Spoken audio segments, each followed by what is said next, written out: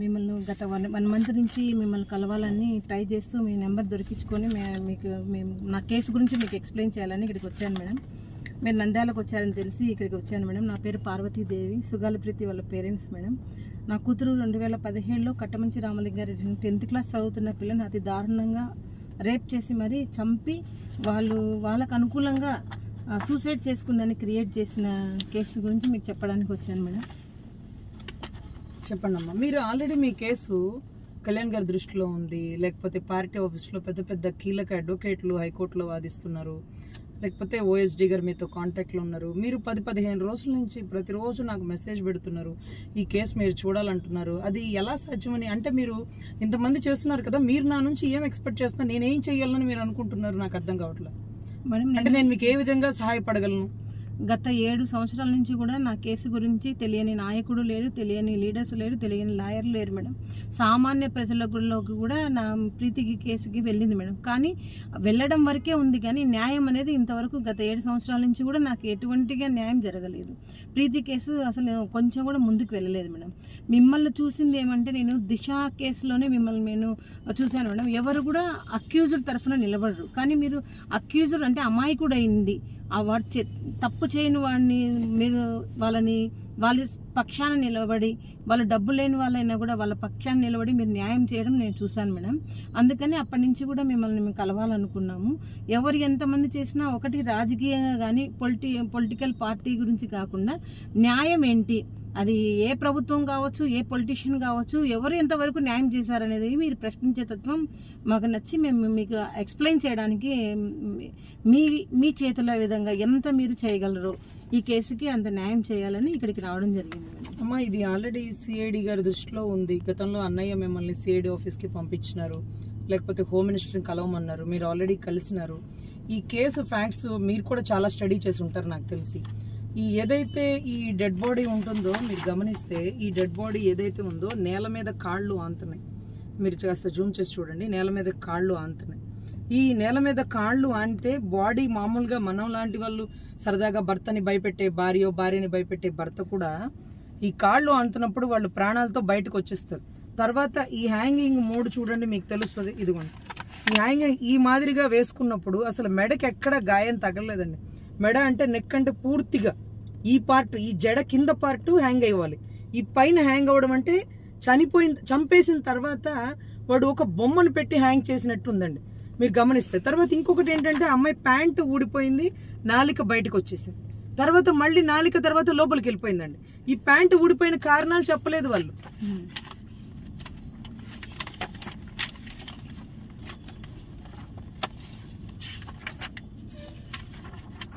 తర్వాత ఇంకొక విషయం ఏంటంటే, నేను మీరు ఇచ్చిన దాని రిపోర్ట్ ప్రకారం నేను స్టడీ చేస్తే పోస్ట్ మార్టంలో కడుపులో ఏమీ లేదండి. కానీ అక్కడ చెప్పిన వాళ్ళు, మీరు జూమ్ చేసి చూడండి, అమ్మాయి నాలిక లోపలికి వెళ్ళిపోయింది. అంటే వాళ్ళకి ఎలా కావాలంటే అలా పెట్టేసుకుంటున్నారు. నాలిక బయటికేమో హ్యాంగింగ్ చేసినట్టుంది, మళ్ళీ దాన్ని లోపలికి పంపించేస్తున్నారు. ప్యాంటు చూస్తే ఊడిపోయినట్టుంది. ఏంటండి ఊడిపోయినట్టుందని తల్లి తండ్రి అడుగుతుంటే ఆ పాప మోషన్ కూర్చుందన్నారు. ఆ పాప మోషన్ కూర్చోలేదండి, ప్యాంటు నీట్గా ఉంది. మరి ప్యాంటు ఎందుకు ఊడిపోయింది? అంటే ప్యాంటు వాళ్ళు గబగబా కట్టేసినారా? ఆ పాపకి రేప్ జరిగిన తర్వాత చంపేసినారా? కడుపులో ఏమీ లేదండి, కానీ చుట్టుపక్కల ఇన్వెస్టిగేషన్ రిపోర్టుల్లో దోశలు తినింది, ఉప్మా తినింది అని చెప్పారు. ఆ దోశలు తినింది, ఉప్మా తినింది అన్న వాళ్ళకి అన్ని ఫ్యాక్ట్స్ తెలుసండి. ఎవరో చెప్తేనే వాళ్ళు అలా చేశారు, చెప్పారు అంటే ఇలా చెప్పండి అని చెప్పించారు. వీటన్నిటికంటే మించి హాస్టల్ క్యాబిన్లో బెడ్రూమ్లో ఉండడం ఏంటండి?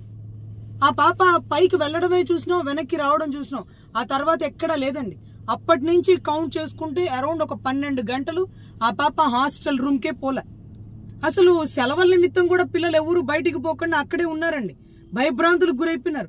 ఇది నేనేం చెప్తున్నానంటే, సుగాలి ప్రీతి కూతురు అంటే ఒక తల్లి తన కూతురు కోసం కాదు, ఆ స్కూల్లో ఇలా ఎన్ని జరుగుతున్నాయో, నా బిడ్డది ఒక్కటే బయటకు వచ్చింది. అందులోనూ ఈ అమ్మాయి ఫీజు కట్టలేదని అవమానంతో చనిపోయిందన్నారు. ఫీజు రిసిప్ట్లో తల్లి చూపించినారండి, ఫీజు రిసిప్ట్ దోసాలు తల్లి చూపించినారు. పేదవాళ్ళేం కాదండి, తల్లిదండ్రులు ఇద్దరు ఉద్యోగస్తులు, బిడ్డను చదివించుకోగల స్తోమత వాళ్ళకుంది. ఈ రోజుకి 70 లక్షలు ఖర్చు పెట్టారండి చనిపోయిన బిడ్డ మీద.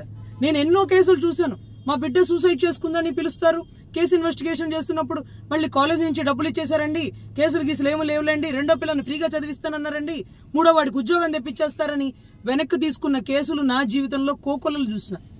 కానీ ఒక తల్లి ఏ గవర్నమెంట్ నైనా నిలదీస్తూ ఇన్ని సంవత్సరాల సుదీర్ఘ పోరాటంలో ఒక అవిటి తల్లి పడే ఆవేదన ఈరోజు రాష్ట్ర ప్రభుత్వాలు తెలుసుకోవాలండి. ఈరోజు 10-15 రోజుల నుంచి అమ్మాయి కేసు తీసుకోకపోవడానికి గల కారణం ఏంటో నేను ఈరోజు ఓపెన్ గా చెప్పేస్తానండి. ఆల్రెడీ పార్టీ దృష్టిలో ఉంది, పెద్ద పెద్ద నాయకులు చూస్తూ ఉన్నారు. మన బోటి వాళ్ళం ఏం చేయగలుగుతాం, వాళ్ళు చేయలేంది అని నేను ఎప్పుడు అనుకోలేదండి. కానీ వాళ్ళు చేస్తారు అనే నమ్మకంతో నేను తీసుకోవట్లేదు. వాళ్ళు చేస్తారు, వాళ్ళు చేయగలరు. ఆ రోజు తెలంగాణ దిశ కేసు గురించి మీరు చెప్పారు, కానీ అక్కడ ఎవ్వరు కేసు తీసుకొని అన్నారు కాబట్టి నేను అంత దూరం వెళ్ళా. వాళ్ళు నన్ను మీలాగా ఇన్ని రోజులు బతిమలాడ, వాళ్ళకి అసలు నేను ఎవరూ తెలియదు. నేనే నా అంతటా వెళ్ళి మీకు న్యాయం చేస్తాను, నన్ను నమ్మండి అని ఆంధ్ర రాష్ట్రం నుంచి ఒక ఆడబిడ్డ వెళ్ళి తెలంగాణ వాళ్ళకి న్యాయం చేసింది. పెద్ద పెద్ద టాప్ మోస్ట్ సజ్జనార్ లాంటి వారినే మేము బోనెక్కించినాం, ఆర్టీసీలోకి పంపించినాం, కేసీఆర్ గారు కేటీఆర్ గారిని ఎదుర్కొన్నాం, సినిమా తీసిన రామ్ గోపాల్ వర్మని పక్కన పెట్టించినాం.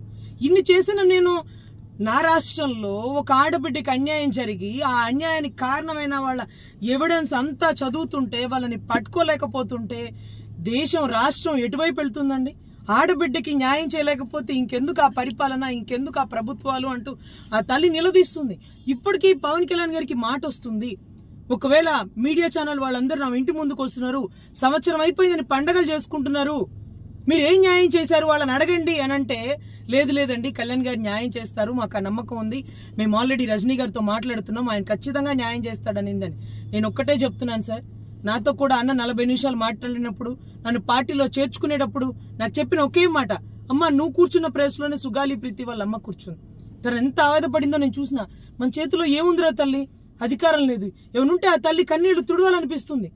ఇలాగే ఒక ముఖం మీద ఒక అమ్మాయి యాసిడ్ పోసిన అమ్మాయి హాస్పిటల్ అడ్మిట్ అయినప్పుడు కూడా అందరూ చూడడానికి వెళ్తే నేను పోలేదురా తల్లి, ఐసీలో ఉంది కదా, ఇన్ఫెక్షన్ వస్తుందేమోనని బయట నుంచి ఉంటే అన్నని పిలవండి అనింది.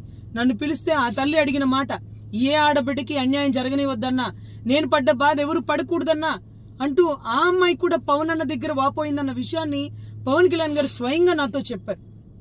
ఈ తల్లి గురించి చెప్పారు, ఆ తల్లి గురించి చెప్పారు, పార్టీలో ఎదుర్కొంటున్న కష్టాల గురించి చెప్పారు.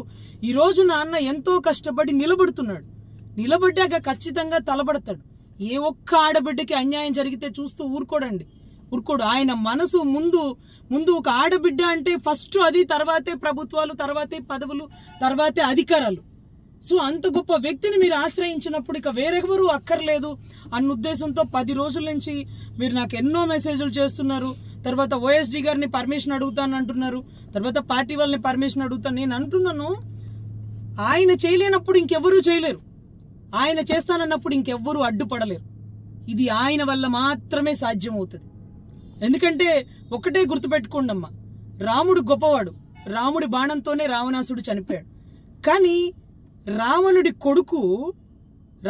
కొడుకు ఇంద్రజిత్తుడు రాముణ్ణి, లక్ష్మణ్ణి, జాంబవతుణ్ణి, రాముడి సైన్యాన్ని మొత్తాన్ని కుప్పగూల్చేశాడు.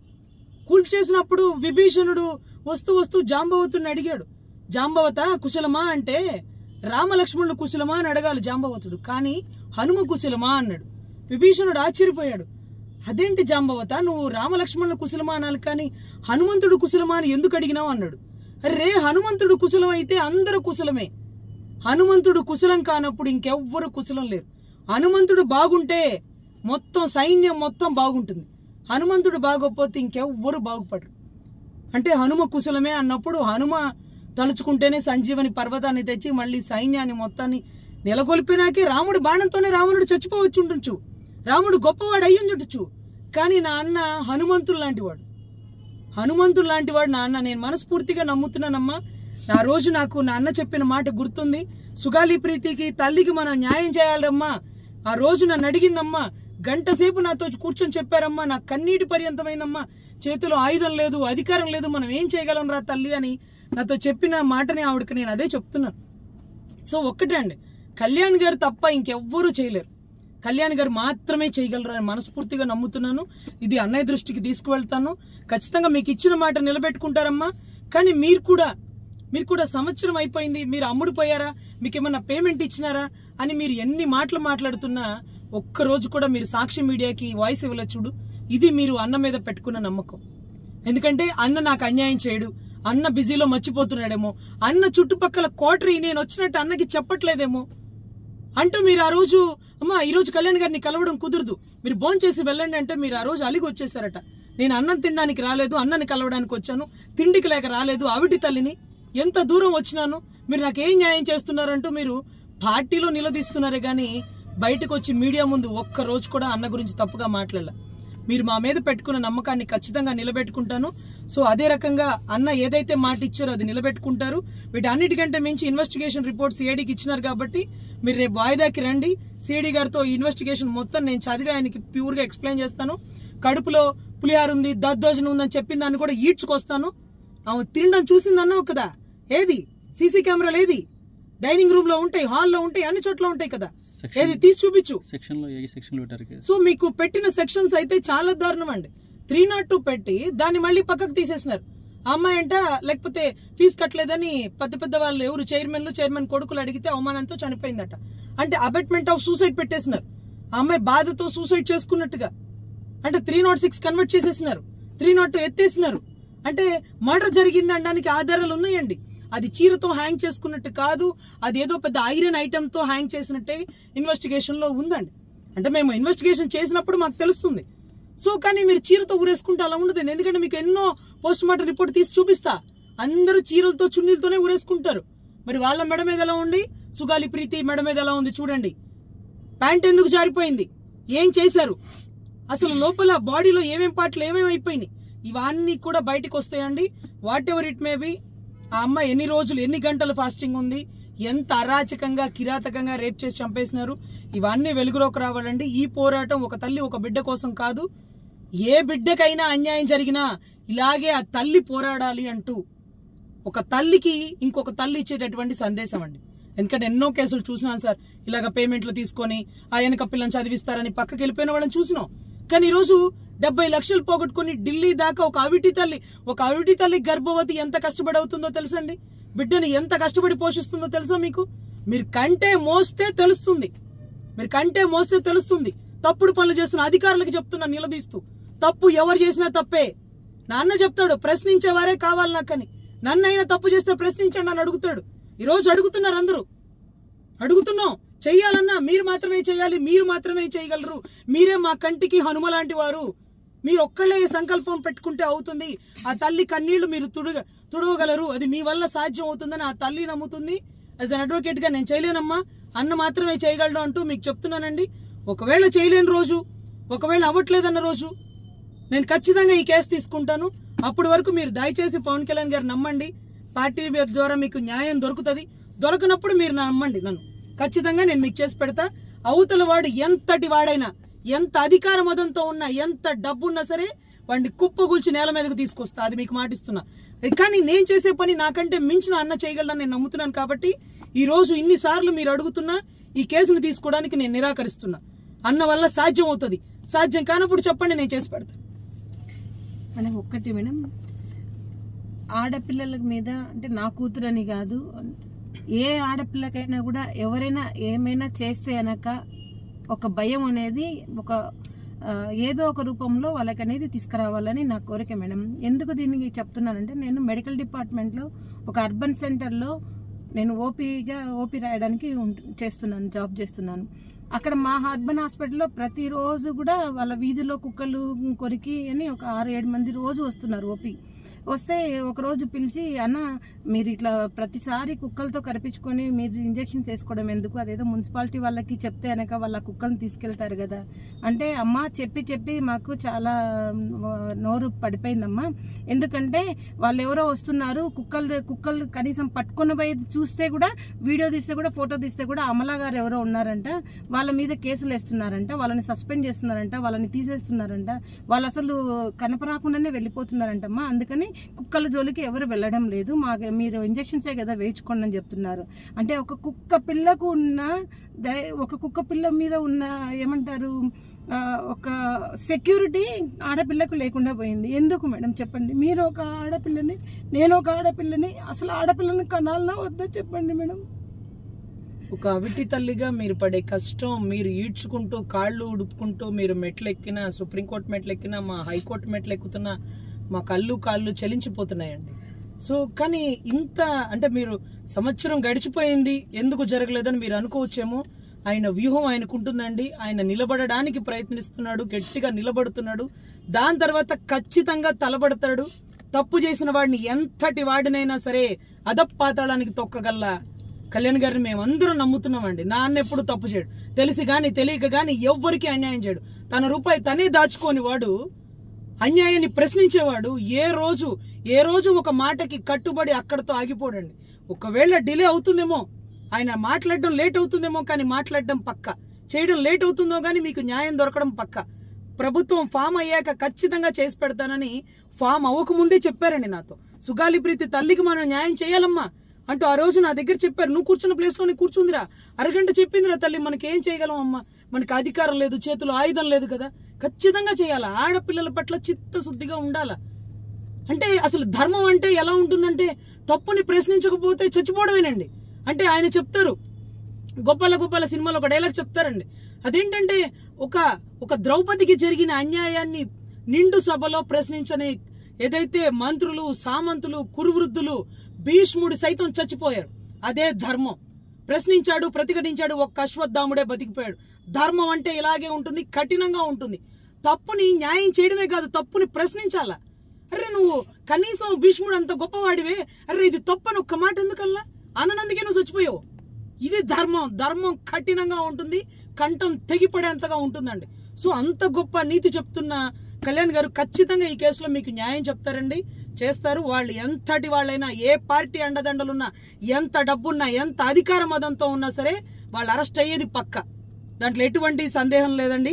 మీరు దయచేసి ఆయన నమ్మండి. మీరు 18వ తారీఖు వస్తారు కదా, నేను ఈలోపు కళ్యాణ్ గారి దృష్టికి ఆ ఓఎస్డీ గారి ద్వారా తీసుకెళ్తాను. మీరు ఆయన్ని కలవండి. దాని తర్వాత మీరు ఏదైతే సుదీర్ఘ పోరాటం చేస్తానన్నారో, ప్రభుత్వాలకి వ్యతిరేకంగా చేస్తారా, లేకపోతే మీ బిడ్డకి న్యాయం దొరికే వరకు రోడ్డు మీద ఉంటారా, whatever it may be, మీ ఇష్టం. మిమ్మల్ని ఇలా చేయొద్దు అనే అధికారం ఎవరికీ లేదు. మీకు న్యాయం దొరకాలి, అది ఎవరి ద్వారా దొరికితే వారి ద్వారా. సో మీ పోరాటానికి ఎవరు ఆటంకపరచలేరండి. 100% మీకు న్యాయం దొరుకుతుంది. దాని వరకు నేను 100% సపోర్ట్ చేస్తా. అందుకే మీ కేసు తీసుకోలేదు. మీరు పాపం చాలా రోజుల నుంచి నాకు మెసేజ్ పెడుతున్నారు. నాకేమంటే పార్టీ దృష్టిలో ఉన్న కేసు కదా, మనం తీసుకొని మళ్ళీ పార్టీని అవహేళన చేసినట్టు ఉంటుంది, మీరు ఎలా తీసుకుంటారు, మేం చేస్తున్నాం కదా అంటారేమోనని ఒక భయంతో మీకు ఏ రోజు నేను సమాధానం చెప్పలేకపోయిండేదాన్ని. ఈ రోజు నేను నంద్యాల పర్సనల్ కేసు ఇంకొక ఎస్పీ గారితో పని ఉండి, ఇంకొకరితో ఉండి, క్లయింట్స్ ద్వారా వచ్చానని తెలుసుకొని మీరు వచ్చారు. సో ఇక్కడ దాకా వచ్చినారు కదండి, అట్లీస్ట్ ఇక్కడైనా మమ్మల్ని కలిసే అవకాశం ఇవ్వండి అంటే మీకు చెప్తున్నాను. ఈ రోజు మీరు మీడియా ముందు కూడా మాట్లాడారు, ఆయనకి బాధ్యతని గుర్తు చేస్తున్నారు. ఒకవేళ మర్చిపోయారేమో అనుకుంటున్నారు. సో తప్పులేదు, దాంట్లో తప్పులేదు. మీరు బాధ్యతని గుర్తు చేయడం తప్పులేదు. ఖచ్చితంగా ఆయన గుర్తు తెచ్చుకొని ఇచ్చిన మాట నిలబెట్టుకోవడంలో తప్పు ఉండదు. సో ఖచ్చితంగా మనకి న్యాయం దొరుకుతుంది. మనం పూర్తిగా అన్నని నమ్ముతున్నాం. జై జనసేన.